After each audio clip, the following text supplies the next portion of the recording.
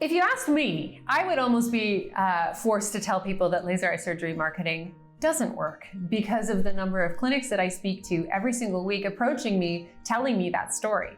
I speak to clinics all over the world. I think when I say global, a lot of people think that we're this massive, massive company, but we're very, very niche. And what that means is I speak to clinics that have anywhere from, let's say, 2 upwards of 50 staff members, so a real broad range there. But clinics that have tried a lot of different marketing tactics. Now, we've identified that there's 73 tactics that do tend to work in marketing, but those tactics are not necessarily needed for every single clinic, and certainly not at every single point in time. And so what we have are people coming to us saying, well, I've tried tactic 23 and 30 and 3, and for some reason, this isn't working. Therefore, marketing, LASIK marketing, laser eye surgery marketing doesn't work. And that's fair. What they didn't work. Often what's missing is strategy.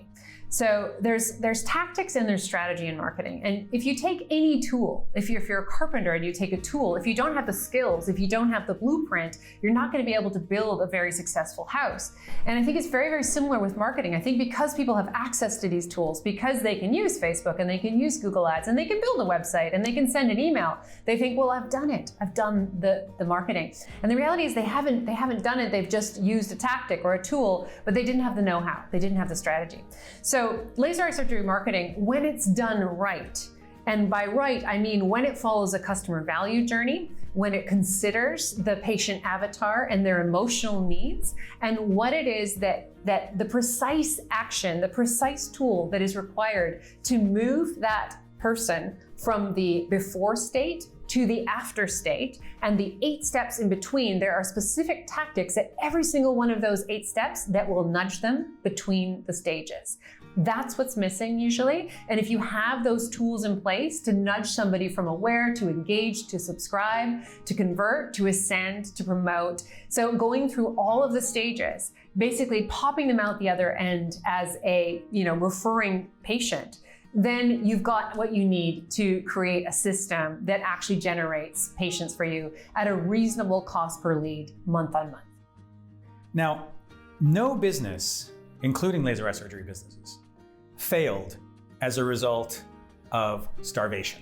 And what I mean by that, it's not because they didn't do anything, okay? There's lots of people out there who want laser eye surgery, and as long as you open up a shingle, you'll have people coming to you for laser eye surgery. What most clinics suffer from is an overabundance of things. Too many shiny objects, too many different tangents, too many things to try here and there, and trying something for 1 month, dropping it because it doesn't immediately work, and moving on to the next thing immediately. And what you've got there is kind of this maze-like approach, which instead of actually cutting through to what matters most, you're following these twists and turns and corners, and you're not actually getting to your destination in as quick enough time as possible because you're trying to do too many things at once. So what I find most valuable to people in your position is the clarity in terms of what to do first and when to do it and in what sequence.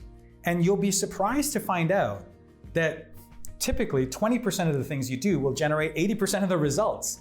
It's a known principle.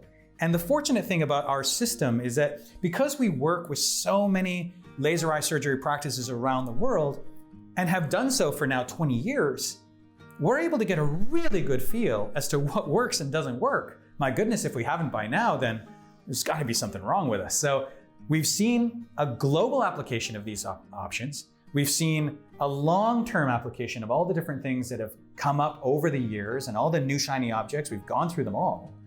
And so we're now really, really clear as to what things work and what things don't work and in what sequence. So if you're looking for that kind of clarity, you need to go to somebody who has that breadth of experience and depth of knowledge in your specific niche.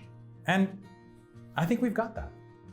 And now, rapid fire, Rod, what would you say are some things that we know get in the way for practices that we see come up? I'm starting to think, like, we know that you mentioned having a knee-jerk reaction. So I think that that's a common problem that a lot of marketing takes some time to sort of get some traction. And if you make decisions, and sometimes it's a good decision, but it's not showing in your metrics that it's performing, you might say, oh, it's not working, and move too quickly and miss the inflection point, miss the actual tactic performing. What are some other ones that kind of come up for you? Well, certainly an expectation of perpetual growth every single month has to be better than the last month. The reality is that it's simply not true, right? In no system in nature do things work like that, right? Every month is not better. For example, it's not better weather every single month, right? What happens in weather? Well, we have good months and we have some bad months. And what happens in weather is similar to what happens in practices. So seasonality plays a massive role.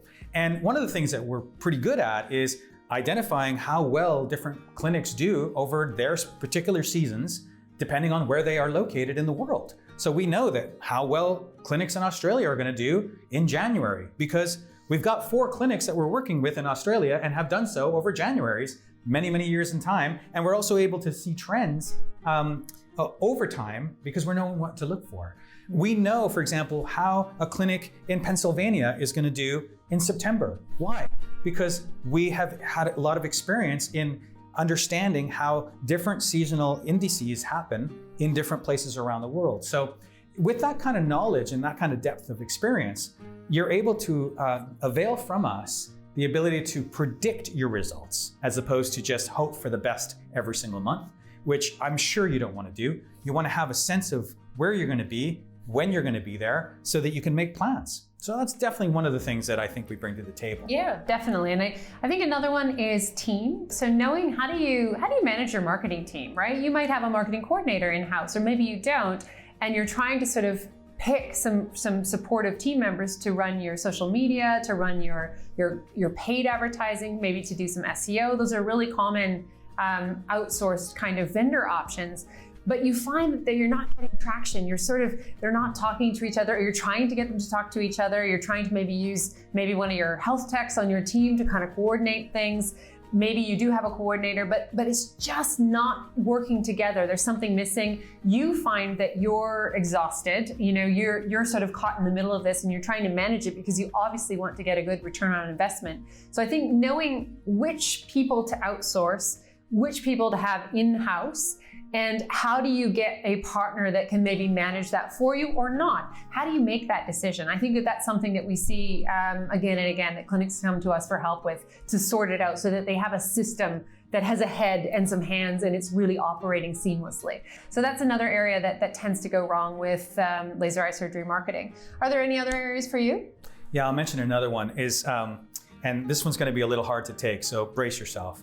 But you, as a doctor or surgeon, head of a clinic, can often be your own worst enemy. Mm-hmm. And here's what I mean by this. Look, you're in a position in society where people respect you. And there's good reason for that. And you know a lot about your field, you know a lot about doctoring, you know a lot about eyes, you know a lot about surgery. But listen, here's what you don't know a lot about: marketing. And that's why people like us exist, to be able to tell you where you're going wrong. And I found actually that most of my clients respect me the most when I tell them, that's a bad idea. Don't do that, because you're gonna waste your money or you're gonna waste your time. And when they hear that kind of honest, authentic response to their ideas, which they rarely get, to be honest with you, from most marketing people, because most marketing people are gonna basically say, yes, doctor, yes, sir, how high, where shall we go? What's next, doctor? What should we do after that? I'm not gonna do that. We're not gonna do that. We're gonna lead this process, and we're gonna work with you to achieve your goals. We'll solve the problems that you bring to us. We're not gonna come to you and asking you to solve them, because that's not your role, that's our role. And I find that professionals, leaders, those who really, really wanna be in the winner's circle, have that level of humbleness to accept advice from other professionals. So if that's what you're looking for, that's what we can provide. Back when you were in school, you had a relatively easy way to ascertain where you stacked up against your peers and colleagues. However, now that you're in a practice setting, it's a little bit tougher to know where you stack up, not only against your ideal, but also against your peers and your colleagues. And that's why we created the Premium Practice Score.